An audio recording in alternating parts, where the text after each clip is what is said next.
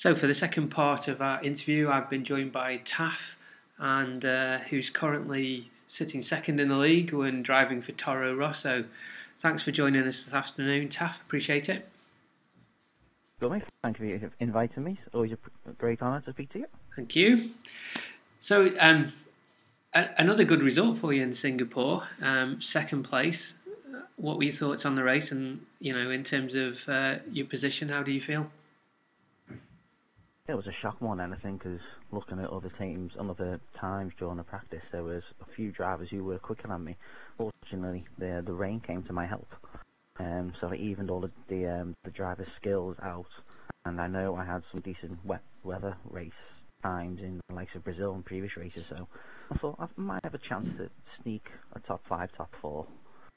But in the end, second was well more than I expected and really deserved in the end, but hey, I can't complain. And I guess that's where you've been all season is Mr. Consistent.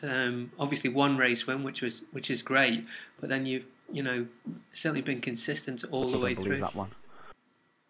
It's been one of the things where I think there's only me and Tune of 12 races and 12 times in the points, so that's been a huge help to me to try to keep me up there in the chance of Zygon. Hopefully I can continue gaining more points and keep consistently in the points towards the end of the season to try and at least get near Zygon, but I think he's too far and away ahead, so really battling for second place, I feel now. So that was going to be a question. You're 22 points behind Zygon. That's only one race win away from pretty much being level with him if there was a dropout or an incident. So you're certainly still in there. But do you see yourself as challenging Zygon, or do you see yourself now as trying to hold off Tuna, who's certainly coming through with a strong finish to the season? Oh, Tuna's been after the first couple of races. Tuna's been immense, and give him his due. He's been the form guy the last 5-6 races without question. Zygon's always going to be up there. His pace, he's League One pace without question. I think we're all in agreement with that.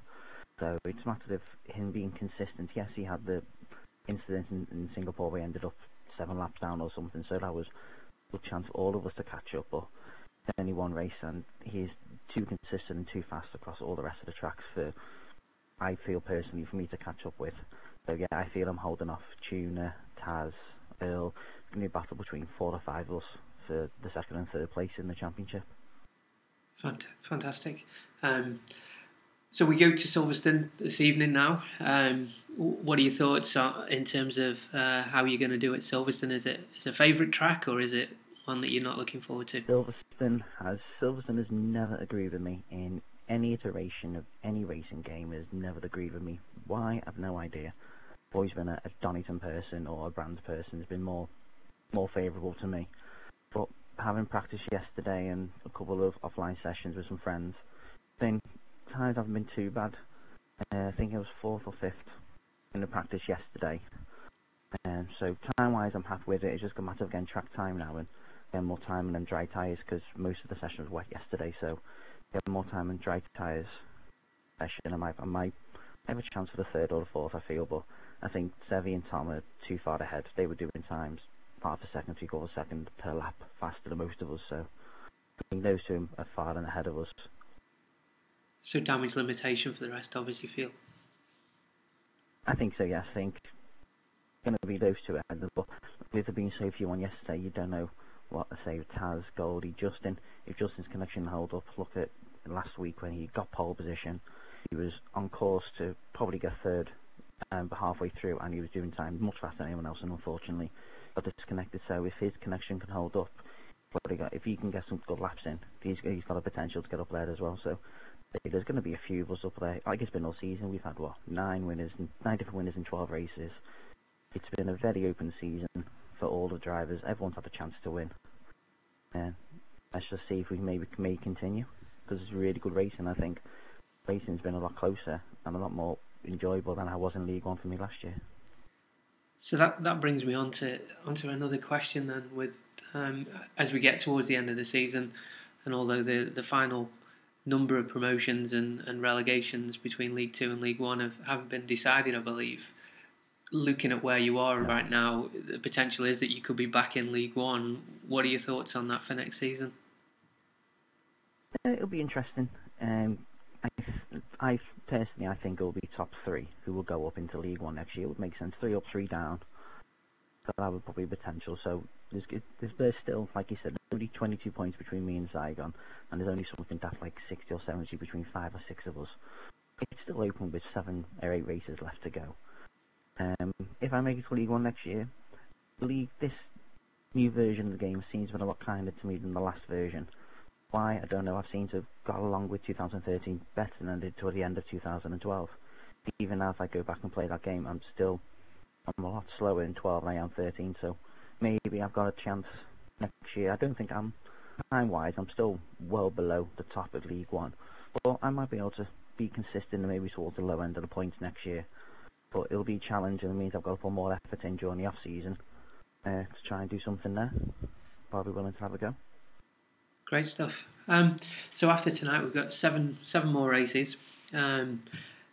Which particular track do you think you could take another win at, and maybe which track do you feel that is going to be a tough one for you?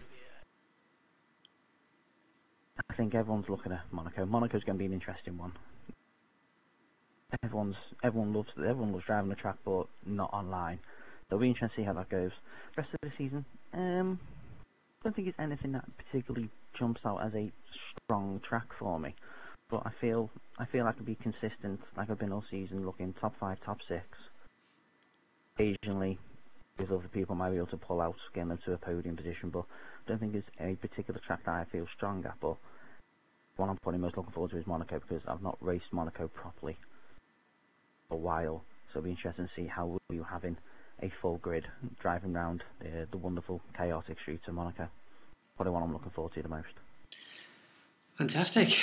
So final question: you finally got a teammate in Punisher, has now joined the Toro Rosso stable as such. Much communication between the two of you, helping each other out, or is that yet to start? I know there has been. We've had we speak on and off during the week. We'll have a couple of sessions together. So like yesterday, it was just a session, just me and him on a quick chat, how he's found it, how he's feeling. So it's handy. He can compare his time to me, because he feels I'm towards the top of the league too. We can have a rough idea where he's going to be. And we've had a chat. He's under no illusion. He's not going to be the fastest ever. We're trying to get points combined for the championship, combined for our team. Because looking at the likes of constructors and overall team championship, we're within the running. The more points we can get, he's going to be team players. No arguments about that. He's more than happy to do that role.